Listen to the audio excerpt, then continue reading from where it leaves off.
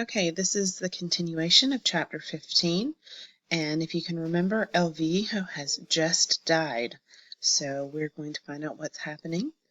We're at the top of the page that's on the screen right now.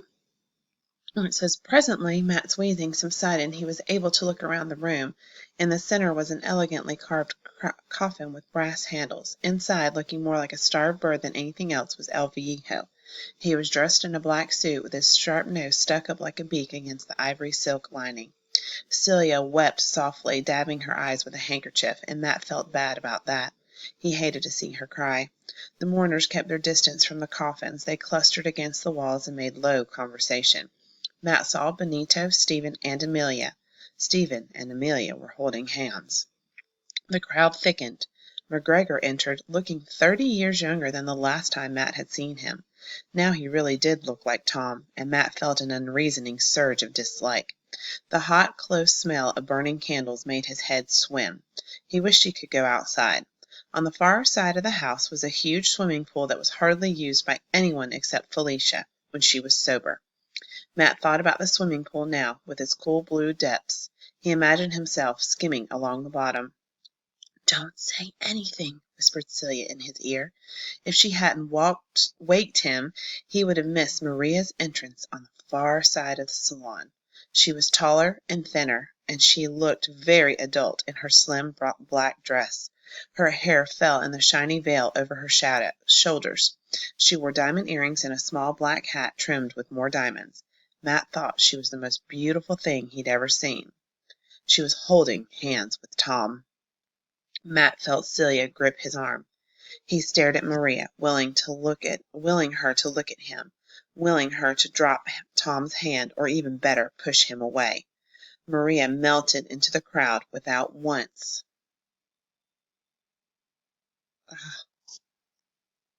Sorry, guys.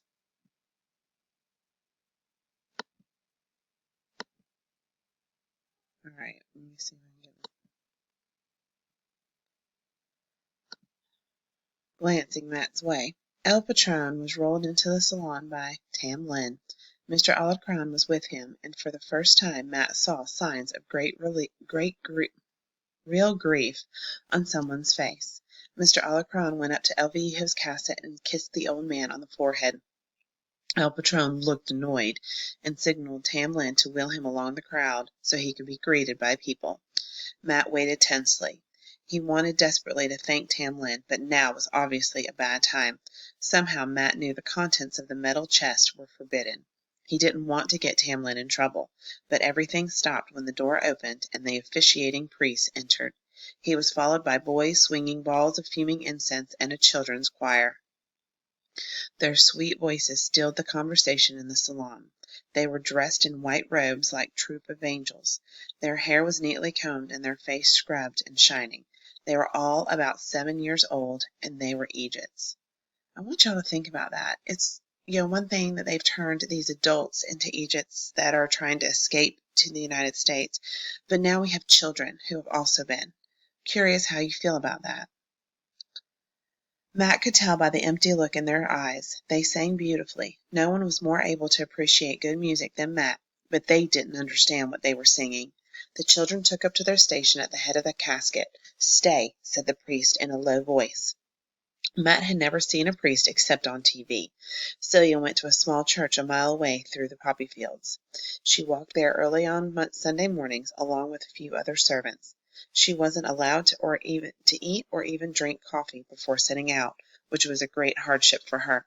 But she never missed a service. She never took Matt along either.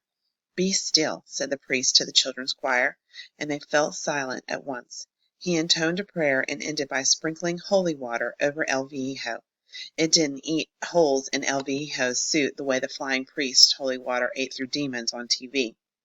Matt had a vague idea it was something like acid. "Let us remember the life of our companion," the priest said in a deep, impressive voice. He beckoned to the audience, but no one responded.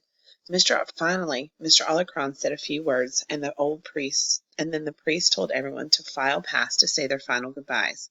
Matt looked up at Celia, hoping they could go now. She seemed grimly determined. She pushed him ahead as they joined the long line of mourners shuffling past the casket. What am I supposed to do now? Matt thought. He tried to see what other people were doing when they reached the casket.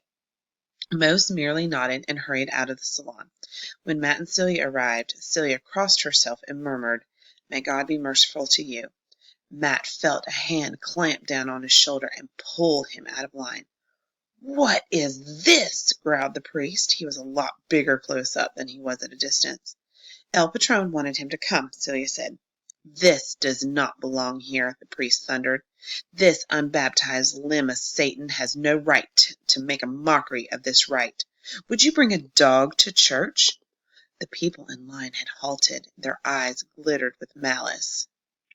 "Please, ask El Patron," begged Celia. Matt couldn't see why she wanted to argue. They weren't going to win, and he couldn't bear all those eyes watching him to be humiliated. He looked around desperately, but El Patron had already gone. "St. Francis would take a dog to church," Maria said in a clear, high voice. Where had she come from? Matt turned to find her right behind him. She was even more beautiful close up. "St. Francis would take a wolf to church," she said. "He loved all animals." "Maria," groaned Amelia, who wasn't far behind, "Dada will have a fit if he finds out what you're doing." "St. Francis preached to a wolf and told him to eat lambs," Maria went on, ignoring Amelia. "Miss Mendoza," said the priest, speaking much more respectfully than he had to Celia, "I'm sure your father likes you to express your opinions, but believe me, I'm an expert in these matters.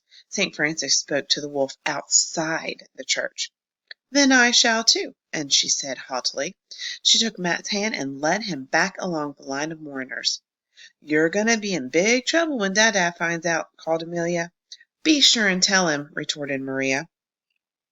Matt was kind of in a daze. Celia hadn't come with him. He was all alone with Maria, being pulled through the halls to some place where she decided was safe. He was aware of the soft warmth of her hand and the spicy perfume she was wearing. It wasn't until they were inside the door closed that Matt realized they were in the music room. Now, I want you to remember, this is the first time they have actually talked since she lost Furball. So this has to me a big deal to Matt. Think about all the suffering he did, wanting to talk to her and, all of that. And so kind of think about what this moment would be in this story to Matt. We're right here, for those of you who lost your spot. Maria pulled off her hat and ran the fingers through her hair, and suddenly she looked like a little girl again. "It is so hot," she complained. "I don't know why El Patron doesn't allow air conditioning." "He wants everything to be like his old village," Matt said. He could hardly believe his good luck. Maria was here and with him. "Then why doesn't he import rats and cockroaches too? From what I hear, his village is covered with them." "He only wanted the good things from it," said Matt, trying to pull himself out of the daze. "Oh, let's not waste our time with that," cried Maria, throwing her arms around him and giving him a big kiss. "There, that shows that I've forgiven you. Gosh, I've missed you." "You have?" Matt tried to kiss her back, but she slid out of his arms. "Then why did you avoid me after the hospital?" Now he'd done it. He'd reminded her of McGregor's clone. "It was a shock," Maria said, growing solemn. "I knew. I didn't want to tell you." "Knew what?" "Hey, is that people in the hall?" Matt heard the noise outside as well, and he pulled Maria to the closet, pressed the hidden switch, and heard her gasp as the secret passageway opened. "It's like a spy novel," she whispered as he drew her inside. Matt closed the door, found the flashlight that he kept by the entrance. They tiptoed along the passage with Matt in the lead.